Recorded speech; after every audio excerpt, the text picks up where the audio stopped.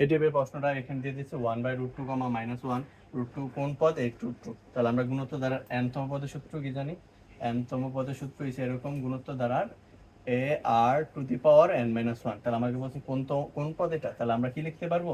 সুতরাং এখানে যদি আমরা কি সমষ্টি দেই, আচ্ছা এখানে আমরা কি প্রথম পদ এবং আরটা বের করে ফেলি, তাহলে গুণোত্তর দ্বারা প্রথম পদ এখান থেকে কত বের হবে? a = 1/√2। এখান থেকে যদি আমরা কি সাধারণ অনুপাত বের করি, অন্তর নয় অনুপাত, আর = কত আসবে? দ্বিতীয় পদকে প্রথম পদ দ্বারা ভাগ করে দিই, তাহলে কত আসে এখানে? -√2। ঠিক আছে, তাহলে আমরা যদি কি n তম পদের সূত্র লিখি সত্য মতে, a⁻r(n-1) কত লিখতে পারবো? আমার বলছেন কোন পদ? 8√2। আমরা এটা লিখতে পারি, তো এখান থেকে আমরা nটা বের করবো। ঠিক আছে, তাহলে এখানে আমি এর মান পাইছি 1/√2 ইন্টু আর এর মান কত পাইলাম? -√2 পাওয়ার n-1 = 8√2। ঠিক আছে, যেহেতু এটা এখানে ভাগ অবস্থা আছে, আমরা এটাকে ওই পাশে পাঠাই, তাহলে কি লিখতে পারবো? 8√2 ইন্টু √2। ঠিক আছে, আর এখানে কত আছে? -√2 n-1। তাহলে আমরা যদি এখানে ক্যালকুলেশন করি কত আসে? এখানে আছে -√2 পাওয়ার n-1, আর এখান থেকে কত? 8, আর √2 গুণ করলে কত আসে? 2। 8 এর সাথে 2 যোগ করলে গুণ করলে কত আসে? 16 হবে। তাহলে এখানে আমরা কি সূচকের নিয়মে যদি যাই, আমরা জানি কি কোনো সংখ্যার সূচকে হয় ভিত্তি মিলে নয়তো পাওয়ার মিলে। এখানে আমার পাওয়ারের মান n বের করতে হবে, তাহলে আমরা কি করব? এই পাশে 16টাকে ভাঙে আমরা ভিত্তি মিলাবো। ঠিক আছে, তাহলে আমরা যদি এখানে আগে থেকে কি একটা -√2 দিয়ে দিই, ঠিক আছে, -√2 দিয়ে দিই, তাহলে আমরা কি ভিত্তি মিলাই ফেললাম। এর উপর কত দিলে এটা 16 হয়? তাহলে আমরা একটু চেষ্টা করি কত দিলে 16 হয়। ঠিক আছে, এর উপর সম্ভবত 8 দিলে 16 হয়। কিভাবে 16 হয় আমরা তাহলে দেখি? √2 into √2 into √2 into √2 into √2 into √2 into √2 into √2। তাহলে দুইটা গুণ করলে 2, এটা 2 গুণ করলে 2, এটা গুণ করলে 2, এটা গুণ করলে 2, 2 দুগুণে 4, 4 দুগুণে 8, 8 দুগুণে 16 হয়ে গেছে। তার সামনে একটা মাইনাস ছিল, এটা আমরা কি রেখে দিলাম। তাহলে আমরা কি লিখতে পারবো? মাইনাসে কোন সংখ্যার মাইনাসের উপর যদি পাওয়ার সংখ্যা যদি কি হয়, জোড় হয়, তাহলে সেই সংখ্যাটা কি হয়ে যাবে?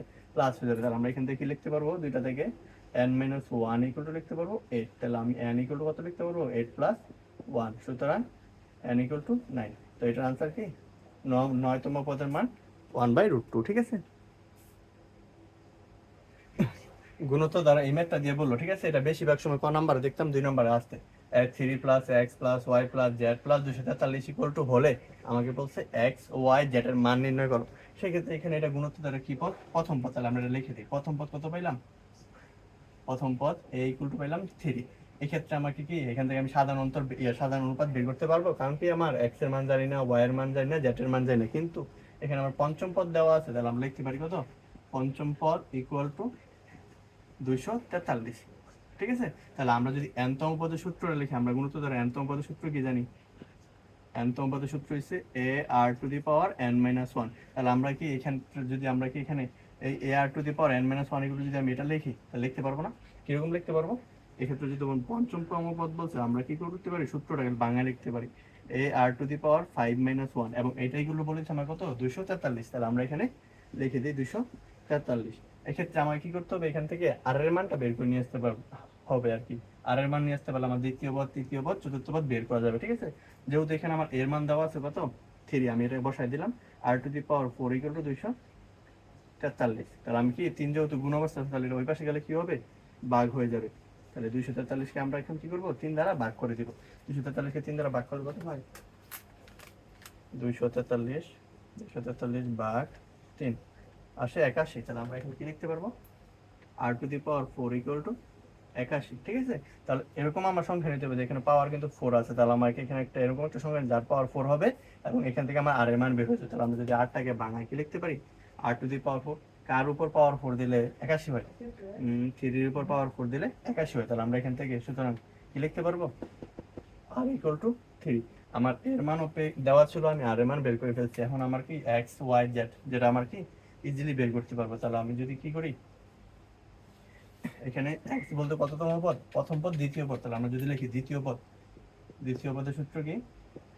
এখানে দ্বিতীয় পদকে আমি x ধরে নিলাম। দ্বিতীয় পদের সূত্র হচ্ছে ar2 - 1। তাহলে আমি যদি এখানে ক্যালকুলেশন করি কত আসে? ar, কারণ কি 2 থেকে 1 বিয়োগ করলে 1, আর পাওয়ার 1 লেখা লাগে না। ঠিক আছে, তাহলে এর মান ছিল 3, আমি r এর মানও পাইছি কত? 3, গুণ করে দিলে কত আসে? 9। তাহলে আমি x এর মান পেয়ে গেলাম কত? 9। আমাকে এই নিয়মে y z বের করতে হবে। তাহলে আমি যদি তৃতীয় পদ বের করি, তৃতীয় পদ এখানে দেওয়া আছে ওয়াই, আমি ধরে নিলাম ওয়াই। তৃতীয় সূত্র কি, এ আর 3 মাইনাস 1, তাহলে আমি কি লিখতে পারবো, এ আর স্কোয়ার। এখন যদি আমি মানটা বসা দিই, এর মান ছিল 3 আর এর মান পাইছি 3 তার উপর স্কোয়ার, 3 কে স্কোয়ার করলে কত হয় 9, 3 ইন্টু 9 কত আসে 3 9 27। ঠিকভাবে আমি কি ওয়াই এর মানও পেয়ে গেলাম 27। এবং জেড এর মান বলছে, জেড এখানে চতুর্থ পদ, তাহলে আমরা যদি জেড এর মানটা বের করতে চাই তাহলে কি করবো, চতুর্থ পদের সূত্রটা লিখে দিব। সুতরাং চতুর্থ পদ, চতুর্থ পদের সূত্র হবে a r 4 minus 1 a r to the power cube.